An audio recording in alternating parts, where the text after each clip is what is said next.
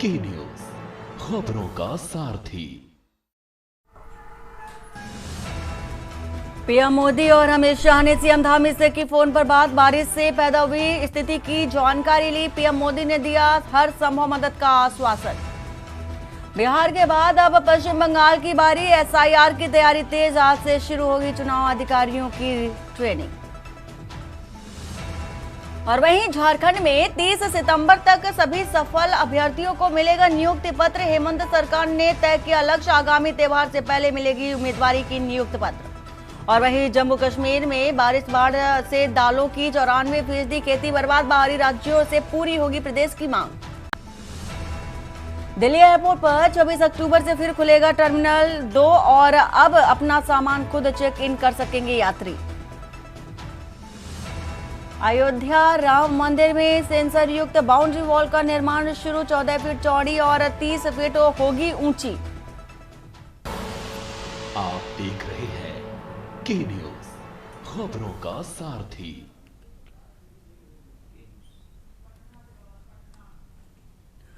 और नमस्कार, मैं हूं वंदना पांडे और आप देख रहे हैं के न्यूज इंडिया। बुलेटिन की शुरुआत करने जा रहे हैं बड़ी खबर से। पटना से आ रही है खबर। पटना से बता देते हैं आपको ये खबर। तो इस बीच आ रही है पटना से खबर। तेजस्वी यादव की बिहार अधिकार यात्रा शुरू हुई है। पटना से इस वक्त की आपको ये खबर बता रहे हैं। तो पटना से जहानाबाद के लिए तेजस्वी यादव रवाना हुए हैं और साथ ही अकेले यात्रा के सवाल पर तेजस्वी यादव भी बोले हैं। पटना से जहानाबाद के लिए तेजस्वी यादव रवाना हुए हैं। फिलहाल पटना से आपको ये खबर बता रहे हैं इस वक्त की अकेले यात्रा के सवाल पर बोले तेजस्वी यादव, मैं और राहुल गांधी सेम पेज पर हैं। इस तरह के बयान तेजस्वी यादव की ओर से। बीजेपी जेडीयू को सफाई देने की जरूरत नहीं है। तो साफ तौर पर देखा जा सकता है कि तेजस्वी यादव ये कहते नजर आए हैं कि हमें किसी को जवाब देने की जरूरत नहीं है, चाहे वो बीजेपी हो चाहे कोई अन्य पार्टी हो। तो पटना से जहानाबाद के लिए फिलहाल तेजस्वी यादव की जो यात्रा है वो रवाना हुई है। अकेले यात्रा के सवाल पर तेजस्वी यादव का बयान भी आया है सामने। तो पटना से जहानाबाद के लिए तेजस्वी यादव रवाना हुए हैं और सबसे बड़ी बात इस यात्रा में तेजस्वी यादव अकेले ही रवाना हुए हैं और उनका कहना है कि मैं और राहुल गांधी सेम पेज पर हैं, इसलिए किसी को राजनीति करने की जरूरत नहीं है और अब ना ही मुझे किसी को जवाब देने की जरूरत है। बीजेपी हो या जेडीयू हो, किसी को सफाई देने की जरूरत मुझे नहीं है। इस तरह के बयान तेजस्वी यादव की ओर से दिए गए हैं। फिलहाल ये खबर आपको बता रहे हैं पटना से। तो 5-6 दिन में से 10 जिलों से गुजरेगी तेजस्वी की यात्रा और अकेले दम भरते हुए तेजस्वी यादव इस यात्रा की शुरुआत पटना से करते हुए जहानाबाद के लिए रवाना हुए। अकेले यात्रा के सवाल पर कई अब सवाल तेजस्वी यादव से पूछे जा रहे हैं और साफ तौर पर जब तेजस्वी यादव से इस तरह के सवाल पूछे जा रहे हैं तो उनका ये कहना है कि मुझे किसी को जवाब देने की जरूरत नहीं है। उनका कहना है कि मैं और राहुल गांधी सेम पेज पर हैं।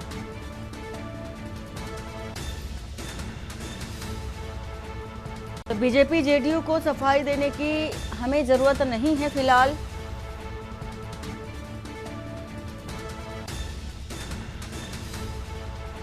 तो इससे पहले बिहार में आपने देखा था कि राहुल गांधी ने यात्रा निकाली थी, वोट अधिकार यात्रा, और अब तेजस्वी यादव अकेले ही यात्रा निकालते नजर आ रहे हैं।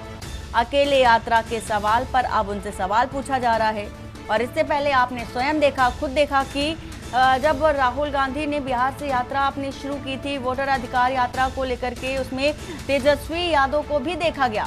लेकिन अब चूंकि तेजस्वी यादव ने जो यात्रा शुरू की है पटना से जहानाबाद के लिए, अब चूंकि रवाना हुए हैं, तो उस यात्रा में तेजस्वी यादव अकेले ही नजर आ रहे हैं। तो इस पर सवाल खड़े हो रहे हैं। नोएडा से खबर बता देते हैं, डीएनडी टोल कंपनी को 100 1.71 करोड़ का नोटिस 100 करोड़ से अधिक का नोटिस बताया जा रहा है। 2018 से 2025 तक के अतिरिक्त भुगतान पर कार्रवाई और विज्ञापन शुल्क जमा न करने पर भी नोटिस जारी किया गया है। कंपनी को 15 दिन में बकाया भुगतान करना होगा। सीईओ लोकेश एम के निर्देश पर यह बड़ा एक्शन। टोल बेस कंपनी पर नोएडा प्राधिकरण की सख्ती देखी जा रही है। ब्याज सहित भुगतान की समय सीमा तय और डीएनडी फ्लाईवे संचालन में अनियमितताओं पर भी नजर रखी जा रही है।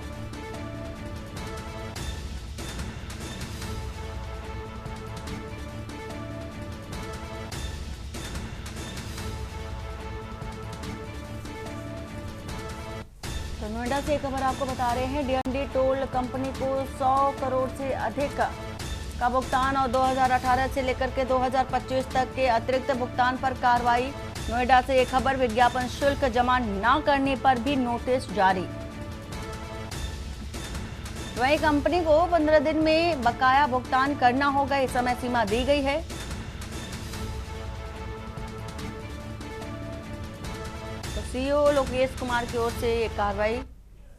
और सीतापुर से आपको बताने जा रहे हैं खबर, जहां पर संदिग्ध हालात में लटका मिला छात्रा का शव। घर के कमरे में कुंडे से लटकता मिला शव। मृतका की मां ने गांव के युवक पर आरोप लगाया, शादी का दबाव बना रहा था युवक। शादी से मना करने पर जान से मारने की धमकी भी दी गई। बदनाम करने की भी युवक द्वारा धमकी दी जा रही थी। शव को कब्जे में लेकर के पोस्टमार्टम के लिए भेज दिया गया है। और ये खबर पूरी सदरपुर थाना क्षेत्र के बखारी कला गांव का बताया जा रहा है मामला।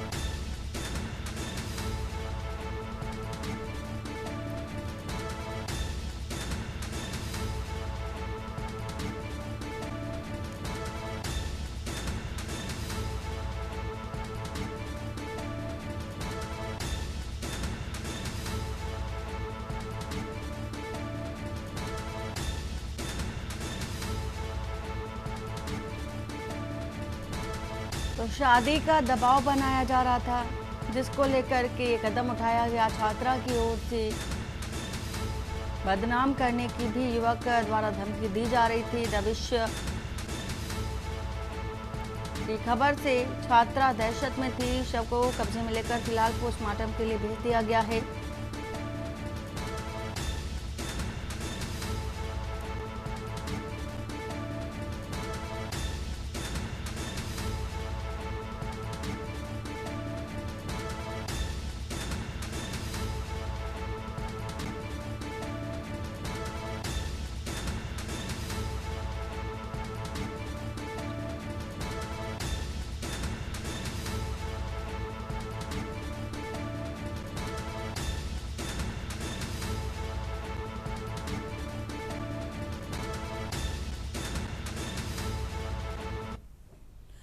और मुख्यमंत्री योगी आदित्यनाथ ने समीक्षा बैठक में निर्देश दिए कि उत्तर प्रदेश में संत कबीर के नाम पर वस्त्र एवं परिधान पार्क स्थापित किए जाएंगे।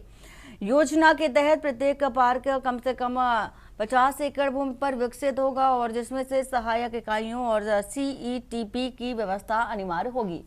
निवेश सारथी पोर्टल पर अब तक 659 प्रस्ताव पारित हुए हैं, जिनमें से 15,431 करोड़ निवेश और 1 लाख से अधिक रोजगार अवसर का अनुमान है। मुख्यमंत्री ने कहा कि ये योजना युवाओं के कौशल विकास और रोजगार सृजन को केंद्र में रखेगी। प्रदेश से 2023 और 24 में 3 अरब डॉलर से अधिक का वस्त्र निर्यात होगा, जो देश के कुल निर्यात में 9.6% योगदान है। वस्त्र क्षेत्र से प्रदेश में 22 लाख लोगों को रोजगार मिलेगा और बताया जा रहा है कि रोजगार जनरेट हो रहे हैं। मुख्यमंत्री ने बुनकरों से संवाद और पावरलूम को सौर ऊर्जा से जोड़ने की जरूरत पर भी बल दिया है।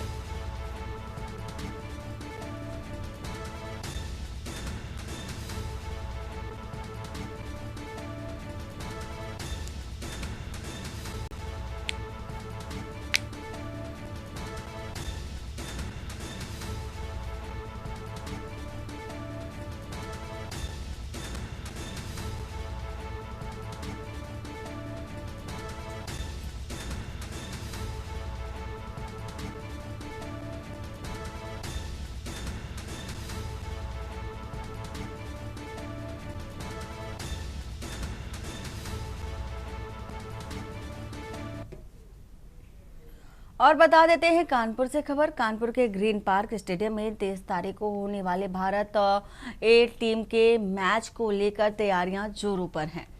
वेन्यू डायरेक्टर संजय कपूर और नोडल अधिकारी डीसीपी सत्यजीत गुप्ता समेत कई वरिष्ठ अधिकारी आज स्टेडियम पहुंचे और सुरक्षा व्यवस्था का जायजा लिया। मैच के दौरान वीवीआईपी मूवमेंट को देखते हुए सुरक्षा को पुख्ता करने के निर्देश दिए गए।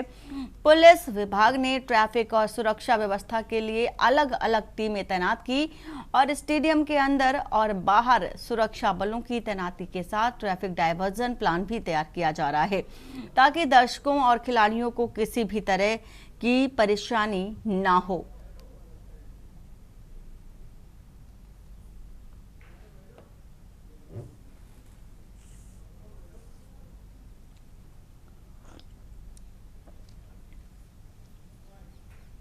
देखिए 3 मैचेस होने वाले हैं, इंडिया ए और ऑस्ट्रेलिया ए के। 30 तारीख को है मैच, 3 तारीख को है, 5 तारीख को है। तो उसी के प्रिपरेशन के लिए और जो हमारे यूपीसीए के हमारे जो संजय जी हैं यहाँ पे साथ में, इनके साथ और इनकी पूरी टीम के साथ हमारी टीम ने डिस्कशन किया है सिक्योरिटी के क्या क्या अरेंजमेंट्स रहेंगे, कौन कौन से हमारे पेविलियंस हम ऑक्यूपाई करा रहे हैं, साथ में पार्किंग के लिए हमारी क्या व्यवस्था रहेगी। तो यही सब चीज़ें आज डिस्कस की गई हैं। पहली मीटिंग है और अभी चूँकि हार्डली 12 से 13 दिन बचे हैं, तो डेली ये मीटिंग्स हमारी चलती रहेंगी और विल मेक श्योर कि जो ग्रीन पार्क स्टेडियम का जो पुराना इतिहास रहा है, फुल क्राउड का यहाँ फुटफॉल हो और सिक्योरिटी पॉइंट ऑफ व्यू से सारी कहूँगा भाई कि पहले आज इन्होंने सब लोग ने पूरी पुलिस टीम ने टाइम निकाला, तो भाई का थैंक यू कहना चाहूँगा कि पूरी टीम अंजलि मैम जो है साथ पूरी टीम हमारे साथ बैठ के हम लोग का प्रोस्पेक्टिव समझा। और सबसे बड़ी बात यह है कि ग्रीन पार्क में जितने दर्शक आए उनको ईज़ ऑफ वॉचिंग मैच हो, इसी पे हम लोग का मेन फोकस है और सुरक्षा दृष्टिकोण से कोई भी चीज़ लैक ना हो, इसीलिए आज शुरुआत हुई है इसकी। कोई ऐसा मानक जिस पर ज़्यादा फोकस किया गया? सबसे ज़्यादा आज जो हम लोग का थॉट प्रोसेस ये रहा है कि हम लोग किसी भी तरीके से दर्शकों को यहाँ पर आने में प्रॉब्लम ना होने दें, ताकि वो आएँ और मस्ती से मैच देखें और खुश होकर जाएं। और खबर औरैया से, जहां 50,000 के इनामिया गौ तस्कर समेत धर्मेंद्र यादव से पुलिस व एसओजी टीम की मुठभेड़ हो गई। मुठभेड़ में धर्मेंद्र यादव के दाहिने पैर में गोली लग गई। बता दें कि गौ तस्करी के मामले में धर्मेंद्र यादव पर 50,000 रुपए का इनाम घोषित किया गया और वहीं गौ तस्करी से संबंधित रुपए व कंटेनर के कागजात बरामद कराने के समय झाड़ियों में रखे तमंचे से गौ तस्कर ने पुलिस पर फायर कर दी। आत्मरक्षार्थ में पुलिस व एसओजी टीम ने भी गोली चलाई, जिससे कि गौ तस्कर घायल हो गया। घायल इनामिया गौ तस्कर को पुलिस ने विधुना सीएचसी में इलाज के लिए भर्ती कराया। मौके पर पहुंचे पुलिस अधीक्षक औरैया अभिजीत आर शंकर ने बताया कि यह घटना विधुना कोतवाली क्षेत्र के डहरियापुर मोड़ के पास की है, जिसमें से आगे की जांच जारी है।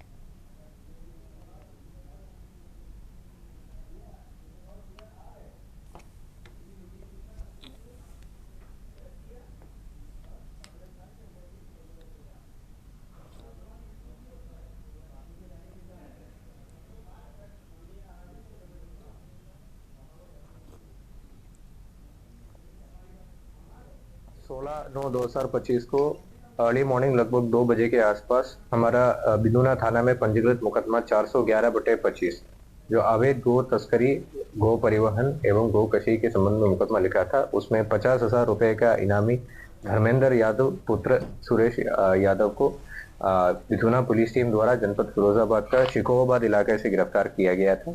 उनको गिरफ्तार करने के बाद पुलिस द्वारा उनको थाने पे ले आके दाखिल किया था और पूछताछ किया गया था। तो पूछताछ के दौरान अभियुक्त द्वारा बताया गया है कि घटना में प्रयुक्त गाड़ी जो बंद बॉडी कंटेनर गाड़ी था, उनका कागजात और एवं घटना से संबंधित कुछ पैसा जो है उन्होंने दहरियापुर गांव में पटरी वाला रास्ता के एक जगह पे उन्होंने छिपा के रखा था। और खबर सीतापुर से, जहां लोगों के एटीएम कार्ड बदलकर खातों से रुपए निकालकर चपत लगाते आ रहे 2 शातिर बदमाशों को पुलिस ने गिरफ्तार करने में सफलता हासिल की है। गिरफ्तार मोहम्मद सोहेल व मोहम्मद जिशान ने पुलिस को स्वयं के प्रतापगढ़ जिले के निवासी होने की जानकारी दी। पकड़े गए आरोपी अलग अलग जिलों में पहुंच करके वारदातों को अंजाम देते थे। पुलिस ने आरोपियों के कब्जे से 41 एटीएम कार्ड, 13,700 रुपए नगद और कूट रचित नंबर प्लेट, 4 ट्यूब फेविक्विक और 1 प्लास, 3 मोबाइल और कार बरामद की है। पुलिस के मुताबिक आरोपियों ने स्वीकार किया कि वे एटीएम मशीन में फेविक्विक लगा करके रुपए निकालने पहुंचने वाले लोगों का एटीएम बदल देते थे और इसके जरिए वो कार्रवाई करते थे, चोरी की वारदात को अंजाम दिया करते थे।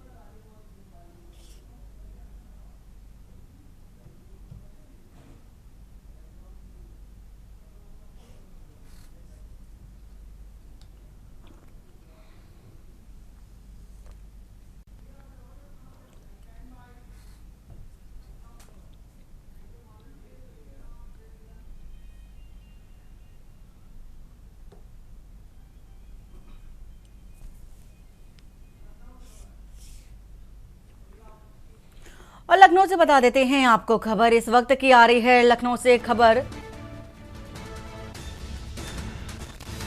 मौके पर पहुंचे मंडलायुक्त, नगर आयुक्त। खबर बता रहे हैं राजधानी लखनऊ से नगर निगम, जिला प्रशासन, दमकल राहत कार्य में जारी है। ये बड़ी खबर आपको बता रहे हैं राजधानी लखनऊ से। पेड़ के नीचे किसी के दबे होने की आशंका व्यक्त की जा रही है। मौके पर प्रशासन तेजी से अपना काम कर रहा है। तो 1 की मौत और 4 लोगों के घायल होने की पुष्टि भी। तो घायल व्यक्तियों को अस्पताल भेजा गया है इलाज के लिए। फिलहाल ये खबर आपको बता रहे हैं राजधानी लखनऊ से। बलरामपुर हॉस्पिटल इलाज के लिए जो घायल हैं उन्हें भेजा गया है। तो कैसरबाग थाना के मछली मंडी में पुराना पेड़ गिरा है और पेड़ गिरने से ये बड़ा हादसा हुआ है। मौके पर पहुंचे मंडलायुक्त और नगर आयुक्त, नगर निगम, जिला प्रशासन, दमकल राहत कार्य में फिलहाल जारी है और ये माना जा रहा है कि पेड़ के नीचे किसी के दबे होने की भी आशंका है। तो मौके पर प्रशासन तेजी से अपना काम कर रहा है। एक की मौत बताई जा रही है, 4 लोगों के घायल होने की पुष्टि भी बताई जा रही है। साथ ही ये भी खबर है कि अभी भी पेड़ के नीचे किसी के दबे होने की भी आशंका है। तो पुराना पेड़ बताया जा रहा है कैसरबाग में, जो कि गिरा है।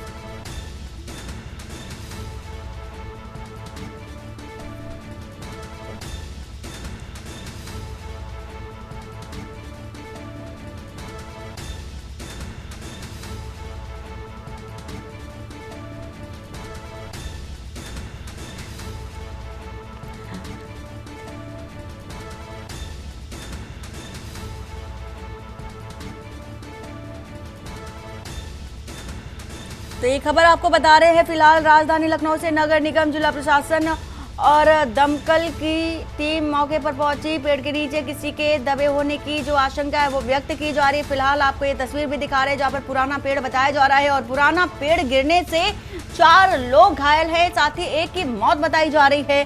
और अभी भी ये आशंका व्यक्त की जा रही है कि अभी भी पेड़ के नीचे कोई दबा है। तहसील क्षेत्र में आने वाला परवा पश्चिम है, जहाँ पर हम आए हुए हैं। यहाँ पर एक तालाब में सूचना हुई कि हमारी मछलियाँ मर रही हैं, तो उसको लेकर के ग्रामीण जो हैं और जो मत्स्य पालन के लोग हैं वो थाने पहुँचे थे। उन लोगों ने इसकी शिकायत की है कि हमारे तालाब में कहीं न कहीं पॉइजन डाला गया है।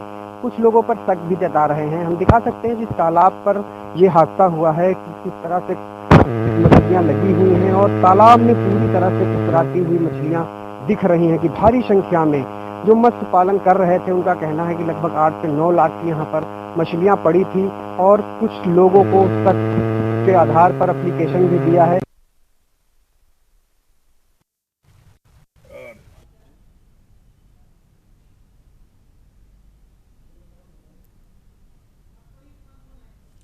अश्विनी कुमार हमारे साथ इसी खबर पर है। अश्विनी, ये पुराना पेड़ बताया जा रहा है जिसमें से जो गिरा है और 4 घायल बताए जा रहे हैं की मौत बताई जा रही है, लेकिन अभी भी आशंका व्यक्त की जा रही है कि इस पेड़ के नीचे किसी न किसी के दबे होने की आशंका है। क्या है पूरी जानकारी?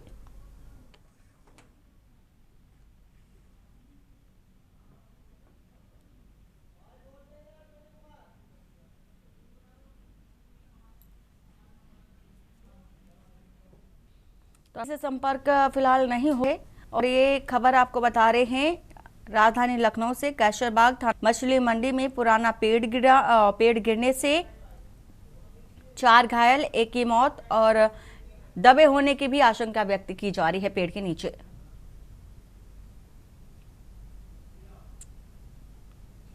हरदोई से खबर, जहां पर भारतीय किसान यूनियन के कार्यकर्ताओं ने आज जिला अधिकारी को ज्ञापन सौंपा।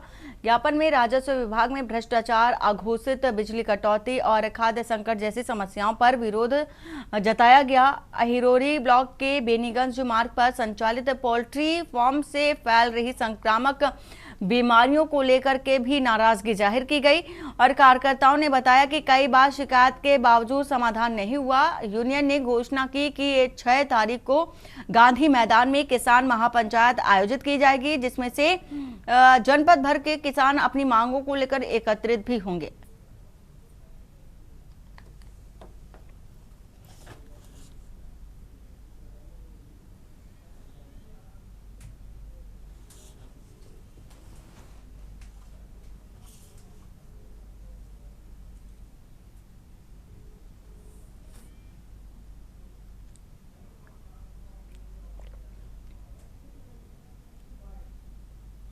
अपनी समस्याओं को लेकर संडीला से यहाँ हरदोई आया था।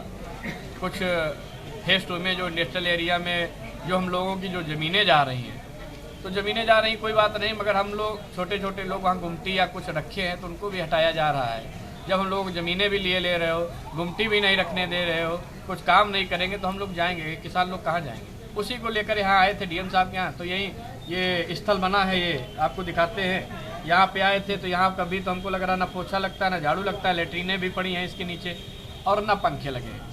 देख रहे हैं प्रशासन सब एसी में बैठा है और गाड़ी में एसी, ऑफिस में एसी, मगर जो जनता आ रही, पब्लिक आ रही, उसके लिए कोई नहीं देख सकता। दी जा रही है वो आज तक अभी किसानों को एको गाइडलाइन मुहैया नहीं कराई गई है। उस संदर्भ में हम किसान भारतीय किसान यूनियन के समस्त किसान एकत्रित हुए हैं आज, और हमारी जो है इस विषय को लेकर धरना प्रदर्शन होगा। यहाँ पे नोटिस लगाई जाएगी कि डीएम साहब के यहाँ, और 6 तारीख को हम लोग यहाँ पूरे प्रदेश के किसान के साथ प्रदर्शन करेंगे और अपनी मांगों को लेके, जो भी हमारी मांगे हैं उन तमाम समस्याओं को लेके यहाँ पे प्रदर्शन करेंगे। और वक्त हो चला एक छोटे से ब्रेक का। ब्रेक के बाद जल्द हाजिर होते हैं। आप देख रहे हैं के न्यूज़, खबरों का ब्रेक के बाद आपका स्वागत है। खबर कानपुर से, जहां चंद्रशेखर आजाद कृषि एवं प्रौद्योगिकी विश्वविद्यालय में 18 सितंबर को 27वां दीक्षांत समारोह आयोजित किया जाएगा और इस अवसर पर उत्तर प्रदेश की राज्यपाल एवं कुलाधिपति आनंदीबेन पटेल मुख्य अतिथि होंगी और साथ ही भारतीय कृषि अनुसंधान के महानिदेशक डॉक्टर ML जाट भी समारोह में उपस्थित रहेंगे। समारोह में 649 छात्र छात्राओं को जो उपाधियां हैं वो प्रदान की जाएंगी, जिनमें से 521 छात्र और 128 छात्राएं शामिल हैं। 63 मेधावी छात्रों को सम्मानित भी किया जाएगा पदक को देकर के।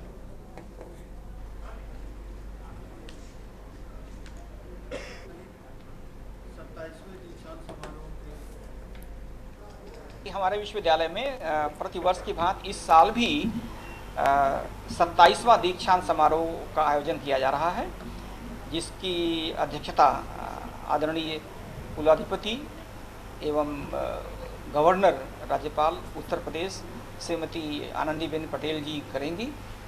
और समारोह के मुख्य अतिथि के रूप में डॉक्टर मांगीलाल जाट जी हैं, जो कि सचिव हैं डेयर कृषि शिक्षा अनुसंधान और प्रसार, और इसके साथ ही महानिदेशक भारतीय कृषि अनुसंधान परिषद दिल्ली में होंगे। इसके साथ ही आदरणीय श्री सूर्य प्रताप शाही जी, माननीय कैबिनेट मंत्री कृषि 30 होंगे, जिनको 49 छात्र एवं छात्राओं में वितरित किया जाएगा।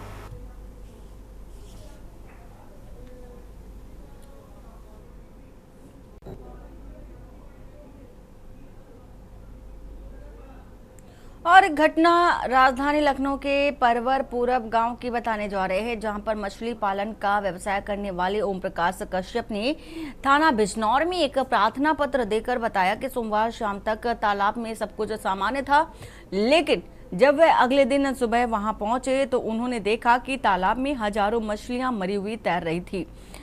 ओम प्रकाश कश्यप का आरोप है कि किसी षड्यंत्र के तहत तालाब में जहर डाला गया, जिसके कारण ये हादसा हुआ। उन्होंने बताया कि इस घटना में उन्हें लगभग 8 से 10 लाख रुपए का नुकसान हुआ है। और जैसे ही इस घटना की सूचना ग्राम प्रधान द्वारा स्वास्थ्य विभाग को दी गई, स्वास्थ्य विभाग की एक टीम तुरंत मौके पर पहुंची। अधिकारियों ने प्रभावित तालाब का निरीक्षण किया और मरी हुई मछलियों के सैंपल जांच के लिए अपने साथ ले गए। गांव की हवा भी मछलियों के सड़ने से दुर्गंध युक्त हो गई, जिससे ग्रामीणों को परेशानी का सामना करना पड़ा और पुलिस मामले की जांच भी कर रही है।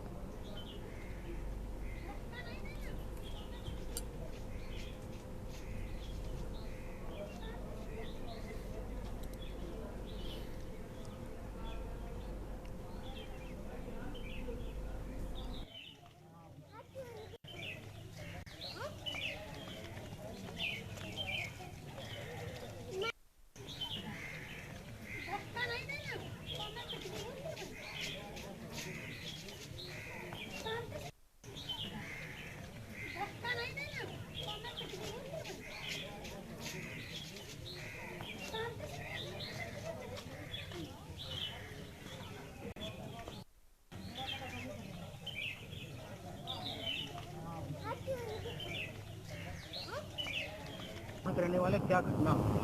सर मैं सोनसुरन में रहने वाला हूँ, पंजाबपुर में मछली पलाए हुए हैं। मैं खाना खाने गया था घर पे शाम को, यहाँ पे कोई जाल लगा रहा था आपके तालाब में और कोई मछली पकड़ रहा। हम लोग वहाँ से आए तो वहाँ पे देखें मेरी मछलियाँ मर रही थी। सर हमने वहाँ पे गए थे, थाने गए थे एप्लीकेशन देने के लिए, वहाँ पे देकर एप्लीकेशन दे करके आए। एसओ ने क्या कहा? वो एसओ ने कहा है कि अपनी जांच करेंगे, मत्स्य विभाग को एक दे दीजिएगा, वहाँ पे मत्स्य विभाग भी आएगा तो वहाँ पे।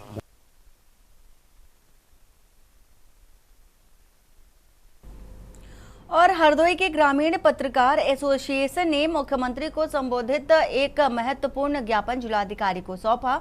ये ज्ञापन मंगलवार को प्रस्तुत किया गया। ग्रामीण पत्रकार एसोसिएशन हरदोई के बैनर तले पत्रकारों ने अपनी 7 प्रमुख मांगों को रखा। इनमें लखनऊ में कार्यालय भवन का आवंटन शामिल है। साथ ही ग्रामीण पत्रकारों को आयुष्मान भारत योजना का लाभ देने की मांग की गई। बीमा और पेंशन सुविधा भी मांगों में शामिल है। एसोसिएशन ने पत्रकारों के खिलाफ एफआईआर दर्ज करने से पहले जांच की मांग की और तहसील स्तर पर बैठकों का आयोजन भी मांगों में शामिल है।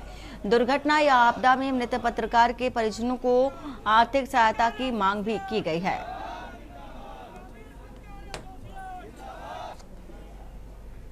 प्रांतीय नेतृत्व ने जो है हमारे ग्रामीण क्षेत्र के जितने पत्रकार हैं उनकी मांगों को लेकर इसमें उठाया गया है। इसमें यह है कि जैसे जो मान्यता प्राप्त पत्रकार हैं उनको जो सुविधाएं मिलती हैं, तो हम पत्रकार सभी हैं, तो हमारा संगठन का ये मानक है कि जो मान्यता प्राप्त पत्रकार नहीं है उनको भी सारी सुविधाएं मुहैया कराई जाए। इसी के चलते आज पूरे प्रदेश में लगभग 70 जिलों में एक साथ ज्ञापन दिया गया है मुख्यमंत्री जी को, और शायद मुख्यमंत्री जी इस बात को सुनेंगे और हमारी मांगों को पूरा करेंगे।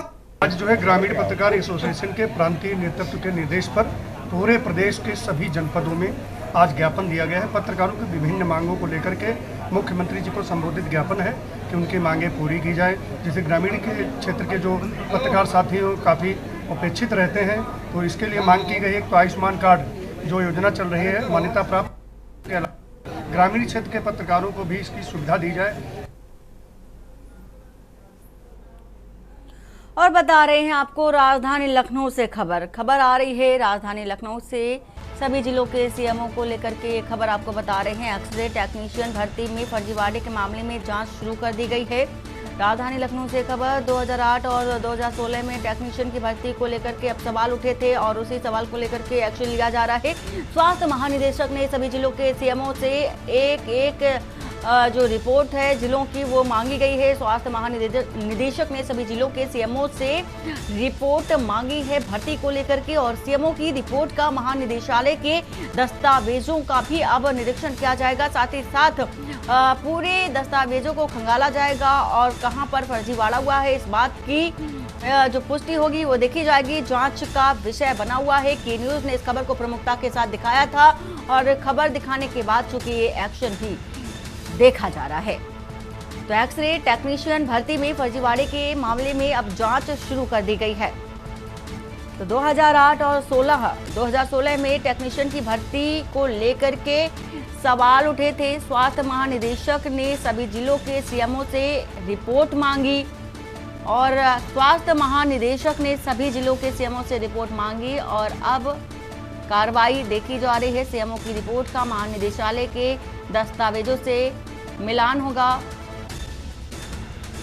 और हमारे साथ इसी खबर को लेकर के सलाहकार संपादक केवक सिंह जुड़े हुए हैं। सर, जिस तरह से देखा जा रहा है कि के न्यूज ने इस खबर को प्रमुखता के साथ दिखाया था और असर भी देखा जा रहा है। टेक्नीशियन जो एक्स-रे टेक्नीशियन है उनकी रिपोर्ट को अब तलब किया गया है। साथ ही जांच की जो कार्रवाई है वो भी अब शुरू कर दी गई है। देखिए बंदना, आज से 3-4 दिन पहले खबर हम लोगों ने चलाई थी कि एक व्यक्ति ऐसा है टेक्नीशियन जो एक्स-रे टेक्नीशियन है, एक नहीं वो 6 जगह से तनख्वाह उठा रहा है और कई लाख रुपए की तनख्वाह ले चुका था। ये खबर हम लोगों ने प्राथमिकता से इसको दिखाया था। उसके ऊपर शासन ने इस पर संज्ञान लिया और इसमें उच्च स्तरीय जांच के आदेश कर दिए हैं और इसी जांच के आदेशों की कई में जो है स्वास्थ्य महानिदेशक ने पत्र सभी सीएमओ को लिखा है कि आप ये अपने पूरी जांच कर ले। इस तरह की एक रिपोर्ट आई है कि फर्जी एक जगह टेक्नीशियन 8 जगह काम कर रहा है। ऐसे कितने आपके जिले में टेक्नीशियन है और जो इस तरह से डबल नौकरी कर रहे हैं, ट्रिपल कर रहे हैं या 8 जगह पे नौकरी कर रहे हैं, इसकी पूरी रिपोर्ट शासन को भेजी है। शासन ने इस खबर को बड़े गंभीरता से लेते हुए कार्रवाई की है। अब देखना ये होगा कि रिपोर्ट कभी समयबद्ध नहीं दी गई है। सबसे रिपोर्ट मांगेगी, जब रिपोर्ट सारे सीएमओ मुख्यालय को भेज देंगे, उसमें इसके बाद उसका मिलान किया जाएगा। और जो पहला टेक्नीशियन है उसके बाप का नाम एक ही है और उसका खुद का नाम एक ही है और 8 जगह पे नौकरी कर रहा था। गंभीर मामला था। शासन ने इसके प्राथमिकता से लिए और जांच के आदेश किए हैं। और मुझे भी सूत्रों ने खबर बताई कुछ टेक्नीशियन जो फर्जी टेक्नीशियन भर्ती हुई थी वो भाग भी गए हैं जांच के डर से। तो अब ये है कि जांच रिपोर्ट में क्या निष्कर्ष निकलता है, आगे आने वाला समय तय कर लेगा मामला। बिल्कुल सर, सवाल ये भी है कि जिस तरह से ये मामला 2008 और 16 के बीच का बताया जा रहा है, एक लंबा पीरियड हो चुका है और ऐसे में अब अचानक से जांच शुरू कर देना, क्या इस बात की पहले से शिकायत जा रही थी जिसको लेकर के अब रिपोर्ट मांगी गई है? जैसे ही रिपोर्ट मिली, जैसे ही समाचार पत्रों और टीवी चैनल्स में खबर चली, तब शासन के कान खड़े हुए, उन्होंने इस पे जांच के आदेश दिए हैं। और ये सीएमओ और जो डॉक्टर के अधीक्षक होते हैं, सीएमएस होते हैं, उनकी मिली भगत से हो सकता है। तो इसमें कई सीएमओ भी नपेंगे कि सीएमओ ने अभी तक कार्रवाई क्यों नहीं की। जो एक ही व्यक्ति जो 8 जगह काम कर रहा है, वो आठों प्रधान के सीएमएस क्या कर रहे थे, उन्होंने जांच की नहीं। तो इसमें ये लंबा मामला है और ये दीर्घकालीन जांच चलेगी। लेकिन इसमें अब जांच के ऊपर जांच में क्या रिपोर्ट आती है, क्या तथ्य आते हैं, ये तो आगे और समय बताएगा। लेकिन इसमें अगर जांच रिपोर्ट ठीक ठाक दी गई तो इसमें कई सीएमओ भी नपेंगे और कई सीएमएस भी नपेंगे। बिल्कुल सर, बहुत शुक्रिया जानकारी साझा करने के लिए। जिलों में अस्पताल छोड़कर गायब हो रहे फर्जी टेक्नीशियन, और ये जो खबर है के न्यूज ने प्रमुखता के साथ दिखाया था। के न्यूज की खबर का ये बड़ा असर स्वास्थ्य विभाग में हड़कंप मचा हुआ है।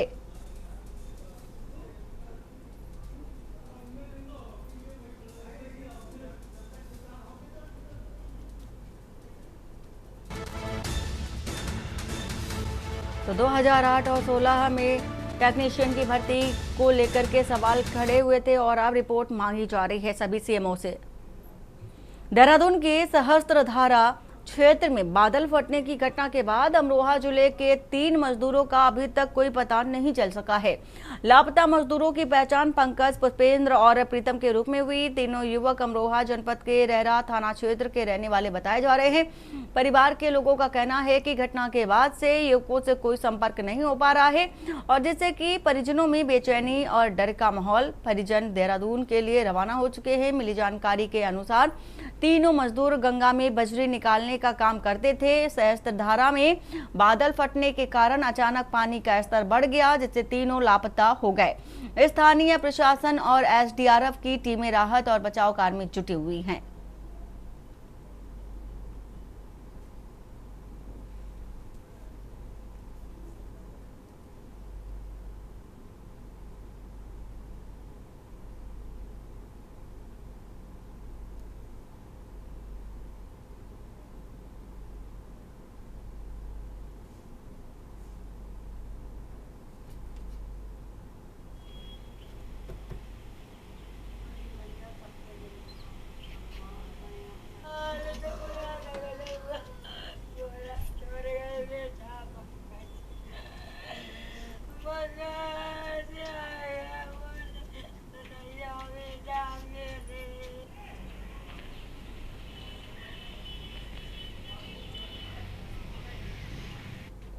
खबर एटा से, जहां समय से खाद न बांटने को लेकर के नाराज किसानों ने 20 मिनट तक रोड जाम किया। सूचना पर पहुंचे तहसीलदार नीरज वासने और कृषि विभाग के अधिकारियों और पुलिस ने किसानों को समझा बुझा करके जाम खुलवाया, जिसके बाद किसानों की लाइन लगा करके डीएपी खाद बंटवाना शुरू किया गया। कोतवाली नगर क्षेत्र के सोसाइटी का ये पूरा मामला बताया जा रहा है।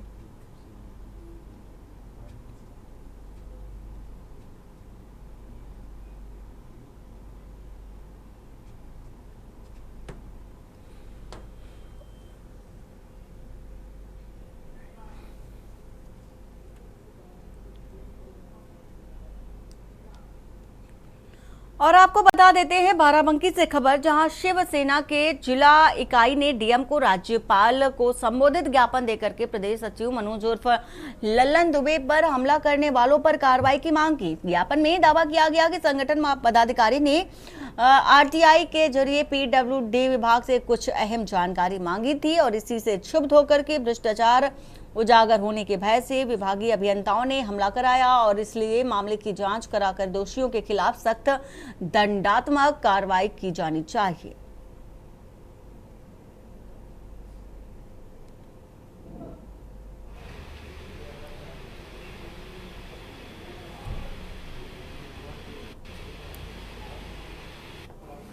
ये शिवसेना शिंदे गुट के प्रदेश महासचिव हैं हमारे लल्लन दुबे, निवासी रुस्तमपुर गोरखपुर के।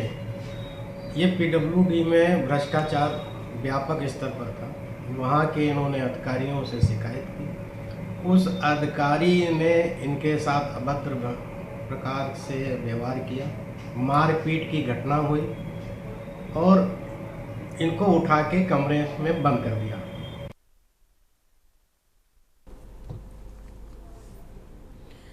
और राजधानी रायपुर में सोशल मीडिया पर न्यूड पार्टी का प्रचार प्रसार करने वाले मध्य प्रदेश निवासी आरोपी को पुलिस ने गिरफ्तार कर लिया है। आरोपी Instagram ID sinful writer first के माध्यम से युवाओं को पार्टी में आमंत्रित कर रहा था। मामले की गंभीरता को देखते हुए रायपुर पुलिस की एंटी क्राइम और साइबर विंग ने संयुक्त कार्रवाई करते हुए आरोपी आदर्श अग्रवाल को मध्य प्रदेश के बिजूरी से गिरफ्तार किया और आरोपी के कब्जे से एक आईफोन भी जब्त किया गया है। तिलीबांधा थाना में आरोपी के खिलाफ आईटी एक्ट, स्त्री अशिष्ट रूपण प्रतिषेध अधिनियम और भारतीय न्याय संहिता की धाराओं में मामला दर्ज कर लिया गया है।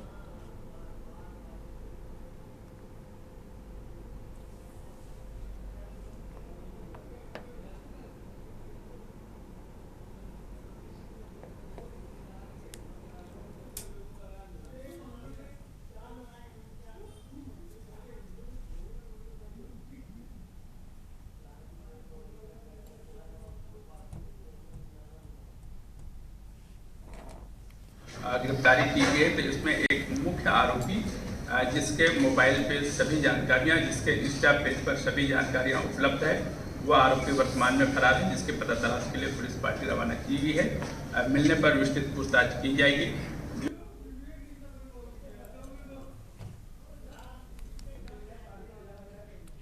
और इसी के साथ ही मोगा जिले के गांव चक्कनिया का युवक बूटा सिंह रोजगार की तलाश में रूस गया था और एक साल बाद उसका एक वीडियो वायरल हुआ जिसमें वह जान बचाने की अपील करता दिखा।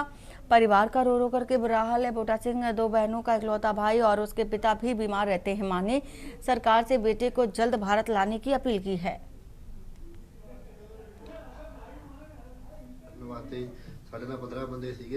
ऑलरेडी 5-6 बंदे भेज चुके हैं, कन्या डेथ भी हो चुकी है। हम सानू कल बस ना गांव भेजना। ਅਸੀਂ बीजेपी सरकार ਨੂੰ ਇੱਕੋ ਅਪੀਲ ਕਰਦੇ ਹਾਂ ਕਿ ਸਾਨੂੰ ਇੱਥੋਂ ਕਢਾਇਆ ਜਾਏ। ਸਾਡੀ ਜਾਨ ਦੀ ਬਹੁਤ ਜ਼ਿਆਦਾ ਖਤਰਾ ਹੈ। ਸਾਡੇ ਕੋਲ 1-2 ਦਿਨ ਦਾ ਟਾਈਮ ਹੈ ਔਰ ਸਾਡੇ ਨਾਲ ਦੇ 5 ਮੁੰਡੇ ਮਰ ਚੁੱਕੇ ਹੈ। ਅਸੀਂ 15 ਮੁੰਡੇ ਆਏ ਹੀ, ਅਸੀਂ 6-7 ਮੁੰਡੇ ਬਚੇ ਹਾਂ, ਬਾਕੀ ਸਾਰੇ ਅੱਗੇ ਚੱਲ ਗਏ ਨੇ। ਅਸੀਂ बीजेपी सरकार ਨੂੰ ਇਹੋ ਬੋਲਣਾ ਚਾਹੁੰਦੇ ਹਾਂ ਕਿ ਸਾਨੂੰ ਇੱਥੋਂ ਕਢਾਇਆ ਜਾਏ।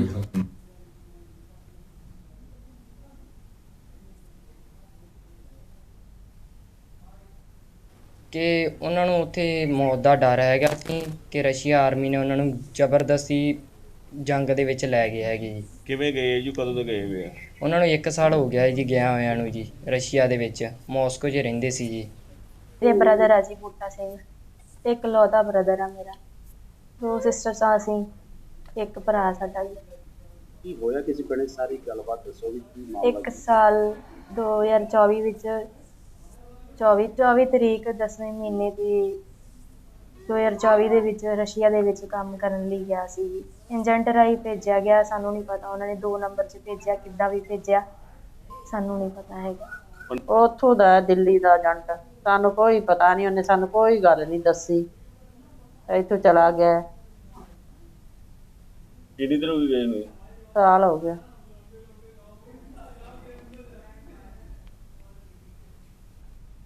मोगा जिले के बाढ़ प्रभावित गांवों का दौरा करते हुए केंद्रीय मंत्री एसपी सिंह बघेल ने लोगों को लोगों की समस्याएं सुनी और राहत कार्यों का जायजा लिया है। साथ ही साथ आपको बता दें कि गांव संगेड़ा में उन्होंने भंडारे में बैठ करके पीड़ितों के साथ लंगर छका और जिससे लोगों में भावनात्मक जुड़ाव भी देखने को मिला।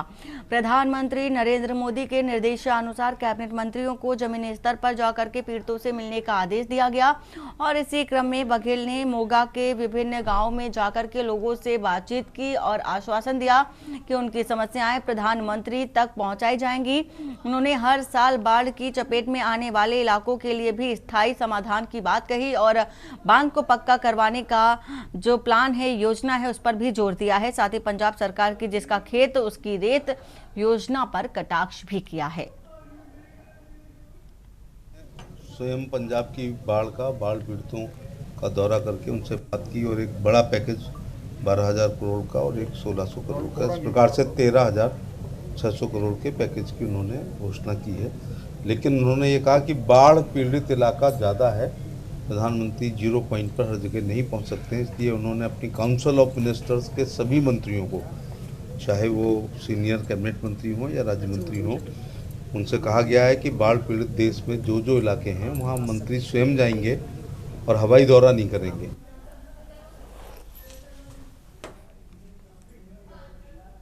और पंजाब सरकार के नशा विरोधी अभियान के तहत थाना मजीठा पुलिस और आबकारी विभाग ने बड़ी कार्रवाई करते हुए गौरव चौहान को 8 पेटी अवैध शराब, अंग्रेजी शराब और दिल्ली नंबर की गाड़ी के साथ गिरफ्तार किया। गोपनीय सूचना के आधार पर की गई इस कार्रवाई में आरोपी गौरव चौहान निवासी मजीठा वार्ड नंबर 4 खासा पट्टी को पकड़ा और थाना मजीठा में मामला दर्ज कर आगे की जांच शुरू कर दी गई है।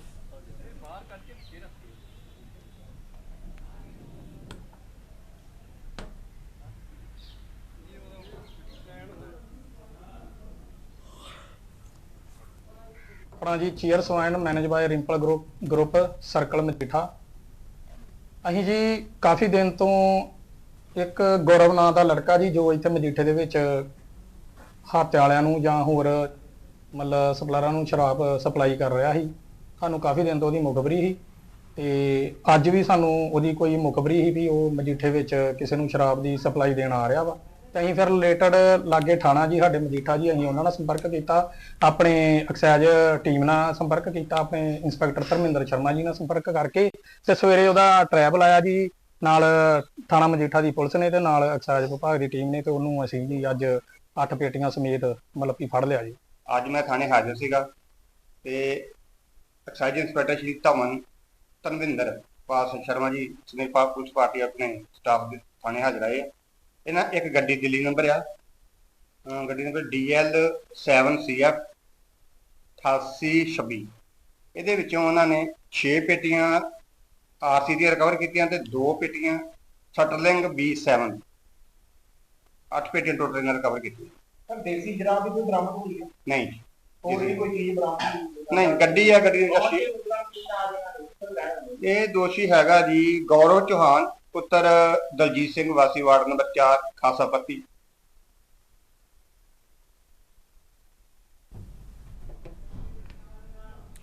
और खबर महेंद्रगढ़ से, जहां नारनौल में बीती रात करीब 2 बजे मुख्य बाजारों में शामिल गांधी बाजार स्थित एक पुरानी इमारत ढह गई। इमारत के भूतल पर कई दुकानें संचालित है, लेकिन रात के करीब समय ये हादसा हुआ और हादसा होने से कोई जनहानि नहीं हुई है। दिन में बाजार में लोगों का आवागमन के बीच हादसा होने पर बड़ी जनहानि होने से इनकार नहीं किया जा रहा है। चौकीदार से हादसे की जानकारी पाकर कई दुकानदारों ने रात में ही बाजार पहुंच करके हालात भी देखे हैं।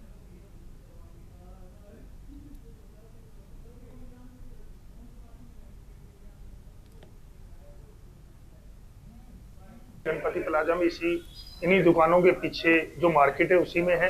रात को ये जो दुकानें हैं ये भर भरा के गिरी है और बिजली के पोल भी टूट गए, जिससे रात करके बिजली लाइटें कटवाई गई ताकि कोई हादसा ना हो जाए। अभी पीछे गांधी प्याऊ के पीछे भी एक बिल्डिंग थी, वो भी गिर गई जो पुरानी थी। एक इसी बिल्डिंग के पीछे एक नूनी वाला हवेली है, वो भी आधी से ज्यादा गिर चुकी है। बीच की बिल्डिंग उसकी निकल चुकी है और ऊपर नीचे की बिल्डिंग लटकी हुई है। नूनी वाला परिवार को भी हमने आगाह कर दिया, लेकिन उसकी भी कोई खोज खबर किसी तरीके की नहीं ले रहा है। इसी तरीके से ये बिल्डिंग गिरी है। अगर ये दिन में हादसा हो जाता तो इसका जिम्मेवार कौन होता है? जैसा कि आप देख ही रहे हो कि ये पुरानी बिल्डिंग थी, वो गिर चुकी है। ये तो शुक्र है कि रात को ये हादसा हुआ, दिन में नहीं हुआ, पता नहीं लोग भी मारे जाते। रात को 2:15 बजे चौकीदार का फोन आता है कि भाई ये बिल्डिंग गिर गई है आपके पड़ोस में दुकान के। फिर हमने इसकी संज्ञान ली, देखा तो ये 2 दुकानों की बिल्डिंग गिरी हुई है, जिसमें दुकानों के आसपास जो हुआ है वो जो हो गया। मैं गांधी बाजार में मेरी दुकान है, ये सामने रात में 1:30 बजे 2 बजे के आसपास मेरे पास किसी अनजान फोन से नंबर आया कि आपकी दुकान के सामने की बिल्डिंग गिर गई है और ये बहुत ज़्यादा पुरानी दुकानें है और बिल्डिंग बहुत ज़्यादा पुरानी है। इसको कई बार बोल चुके कि भी ये बिल्कुल हदर दीवारें हैं, कभी भी जान माल का नुकसान हो सकता है। तो ये तीनों चारों दुकानें एक साथ गिरी है रात में 2-2:30 बजे के बीच में। और ये गनीमत रही है कि ये दिन में हादसा नहीं हुआ। अगर दिन में हादसा होता तो जान माल की बहुत ज़्यादा नुकसान होता। तो प्रशासन से भी यही अनुरोध है और विनती है कि ये जितनी पुरानी बिल्डिंगें हैं इनको जल्दी से जल्दी गिरवा के सेव करवाया जाए। बाजार को चलता हुआ बाजार है, मेन बाजार है ये। और बुलेटिन फिलहाल इतना ही। बाकी की खबरों के लिए बने रहिए आप के न्यूज इंडिया के साथ। नमस्कार। आप देख रहे हैं के न्यूज, खबरों का सारथी।